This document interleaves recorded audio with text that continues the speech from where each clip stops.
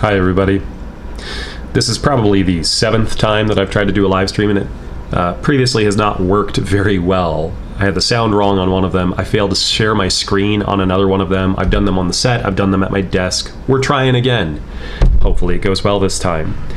The market is, of course, still very down, and everything seems to be moving sideways or slightly down, depending on the day.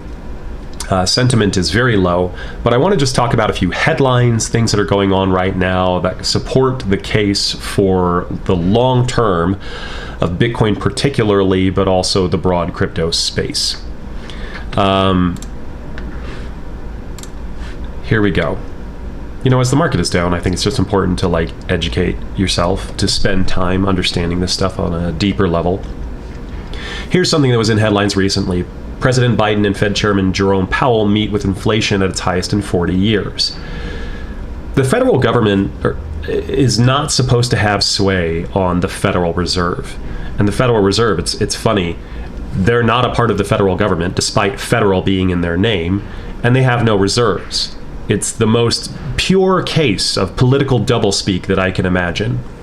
They print money out of nowhere, and they're supposed to be politically independent from the government. Maybe that's not the case, right? This seems to be evidence otherwise, right? They're meeting and talking about inflation. President affirms laser focus on addressing inflation while letting central bank do its work. We're going to let you do your work, but we're definitely going to have a sit-down chat about how important this is to the American people, or maybe more honestly and transparently, to the Biden administration and his hopes for re-election. Good heavens, I hope he doesn't get re-elected. But then again, I don't know who a better candidate is, because these two parties seem to be unable to run people who are appealing, interesting, intelligent, independent thinkers, articulate, capable. It's frustrating. But my main point in bringing this forward is that the Federal Reserve is supposed to be an entirely independent organization. Why is the president meeting with Jerome Powell? Moving on, Janet Yellen said that she was wrong about inflation. And let's listen to what she has to say. I think I was wrong then about the path that inflation would take. As I mentioned, there have been unanticipated and large shocks to the economy. Unanticipated. That boosted energy and food prices and supply bottlenecks that have affected our economy badly, that I at the time didn't fully understand. Yeah. If it's not apparent yet, these people are not your friends. She didn't anticipate the shocks that might be coming to food and energy. What is the printer goes burr meme all about from 2 years ago? We didn't anticipate these shocks. We had no idea that inflation would be so strong and on the horizon right away and so persistent. How could we have known? It is your job to know these things. We didn't know. I was wrong. These are people that you should not trust. You should assume that their actions are going to hurt you. You should assume malice, right? Even if that isn't strictly speaking true, right? Even if Janet Yellen or Jerome Powell or any of these other people, they don't actually want to hurt you, but they sure don't care, right? What they care about is preserving their job, their institution, the gears of the existing regime. That's what they're trying to do.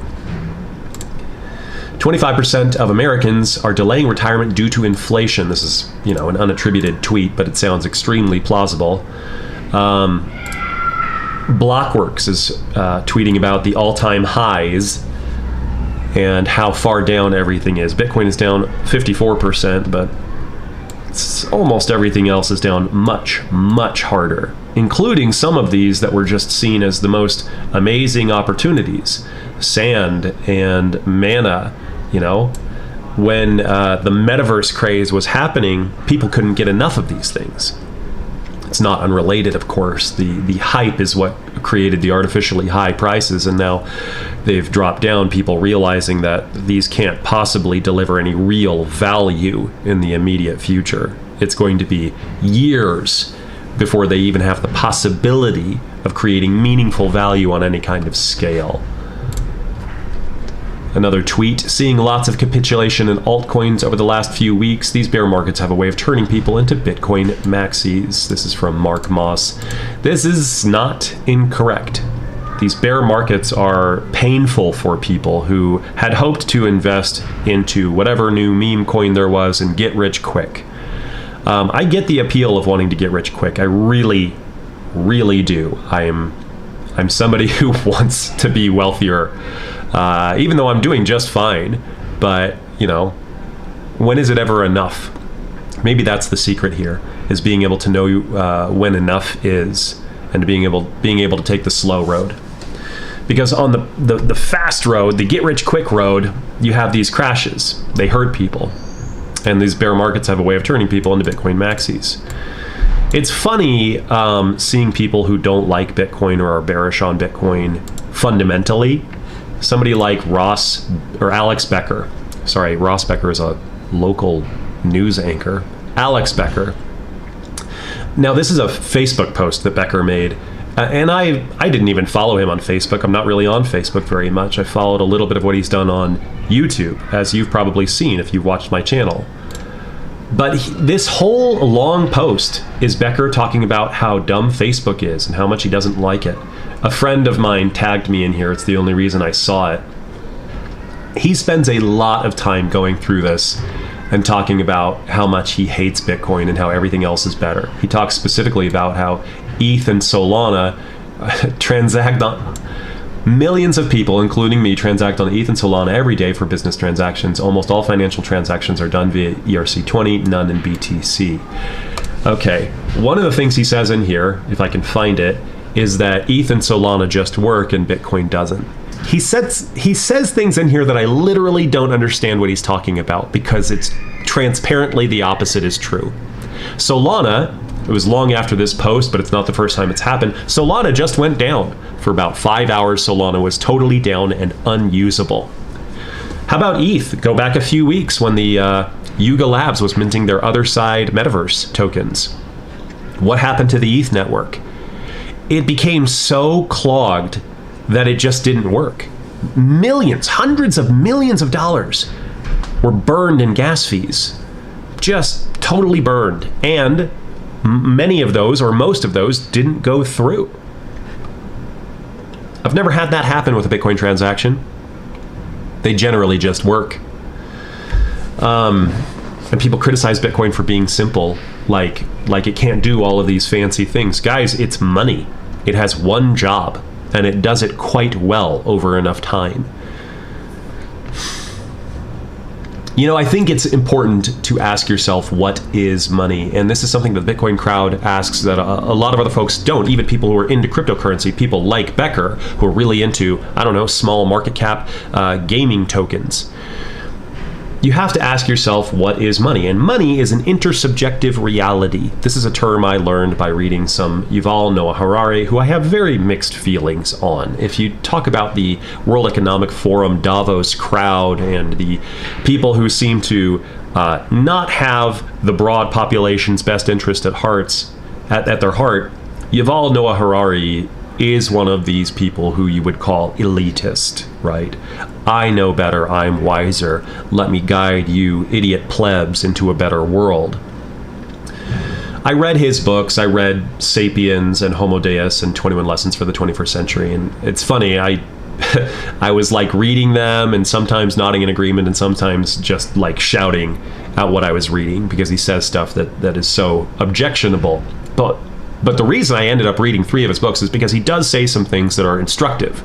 And one of those things that he talked about are intersubjective realities. What is an intersubjective reality? An intersubjective reality is something that is real because we collectively agree that it is real. Religion might be considered one of these things, right? If somebody lived during the Spanish Inquisition and they didn't believe in God, well, it sure didn't matter very much to their circumstances that they didn't believe in God. The ruling party did, and everybody else seemed to agree, and the righteousness that you paid to the religion, to the church, had real world consequences. It was real because people said it was real. People agreed that it was real. Money is an intersubjective reality. My 5-year-old son ripped this in half recently. Heaven only knows why. I don't understand little tiny kids. They are irrational creatures. But he scribbled the eyes out on George Washington and then ripped this in half. And why shouldn't he? I mean, it's just paper, right? That's all this is. It's just paper. It's green paper with some words on it. This is not fundamentally valuable. People talk about fundamental or implicit value. They criticize Bitcoin that it doesn't have any implicit value. Tell me what the implicit value of this paper is. Well, the United States government collects taxes in that thing. Okay, that's not implicit. That's a rule that you made. It's an intersubjective reality. It is real because we all collectively agreed that it was real. What is money? It is a battery for human potential, broadly acknowledged by other people, that if you trade it, they can give you some of their human potential, some of their labor or mental or physical labor or expertise or goods or services, and they in turn can use that currency for other people's human potential, for their brains or brawn or goods or services. Now that's obviously a very brief explanation. I did a whole video on what is money, but frankly, you could fill libraries with the topic, and I think it's something that we should really spend more time on, because this. Henry Ford warned of the revolutionary banker's grip on nations, even predicting energy money 87 years before Bitcoin was discovered. This is such an interesting phrase. Energy money. From Henry Ford. With international bankers, the fostering, starting, and fighting of war is no more than creating an active market for money. Interesting. Some of the early adopters of Bitcoin, including people who are now no longer part of that community. I'm thinking specifically of Roger Ver, one of the people behind Bitcoin Cash. Their ideological drive to get behind Bitcoin was that fiat money, government-declared money, this is money because we say it's money, because we're legally demanding that you use this as money and currency, that we only accept taxes in this currency, this money. That kind of money makes war possible on a scale that was not previously possible. War is expensive. It's incredibly expensive. It's just massive destruction on both sides. How do you pay for that? Well, you can tax your people. They're going to feel that. They're not going to like it. You can borrow from other countries, but in the midst of international conflict, it's kind of hard to do borrowing. Or you can print the money by fiat. Declare that you have new money and spend it into said economy. Printable money like that makes war possible at a scale and duration that was not previously possible. Bitcoin can't be printed ex nihilo. You can't just summon more. Doesn't matter how powerful you are. Nobody controls the network. Nobody gets to decide unilaterally that there should be more Bitcoin. Bitcoin makes war less doable at a nation-state level. Energy money is a really interesting concept. Energy can't be counterfeit. It's something that exists across the globe, available to anybody, anywhere. There's more energy in the form of sunlight that hits the Earth on any given day than the entire globe uses in like a year. Energy money, as much as people like to hate on proof of work, that it burns energy, I actually think that energy money is absolutely critical, and we do not understand this enough. It's something that I want to understand better. I think proof of work is actually the key. It's what makes Bitcoin valuable, and it's why others will ultimately struggle, and most of them fail. Right? What does it take to create this stuff? Nothing. Zeros on a ledger, just add some more. It's what the Federal Reserve does, quantitative easing. And if that's true, if energy money, if Bitcoin is ultimately the stronger money, then ultimately Amazon will buy money, Amazon will buy Bitcoin, Apple will buy Bitcoin, Google will buy Bitcoin, Walmart will buy Bitcoin, Warren Buffett will buy Bitcoin, Peter Schiff will buy Bitcoin, you will buy Bitcoin. And if you don't buy Bitcoin, you will work for Bitcoin. There's a lot to be said here about the ultimate future of Bitcoin and others, but I think that question, what is money, is really at the root of it all. Money is this intersubjective reality that we can all agree is money, but not just any old thing can be money, right? If we all collectively agreed that dirt was money, it wouldn't really work, would it? Dirt doesn't have the right qualities to be money, right? It's not purely intersubjective. It's not whatever we decide we want it to be. It has to be rooted in something. Think of a tree. I'm going to offer a metaphor. A tree is rooted in the ground, and a big old tree is rooted deeply in such a way that you cannot move it. You might be able to destroy it, but you can't just move it. But the branches and the leaves, those can move. They sway in the wind. It doesn't take much to move the leaves on a tree. Down at the root level, you have to be rooted in something for something to be good money. And higher up, you can have other things that have some of the qualities of money and are money-ish. But Bitcoin is more rooted. Bitcoin is deeper down that tree stalk, that tree trunk. It has better qualities as money. Well, friends, this has been a brief stream, but we will address more headlines in the future. While the market is down, there are really just a few things that I would suggest doing. Continue to buy Bitcoin. That's what I am doing.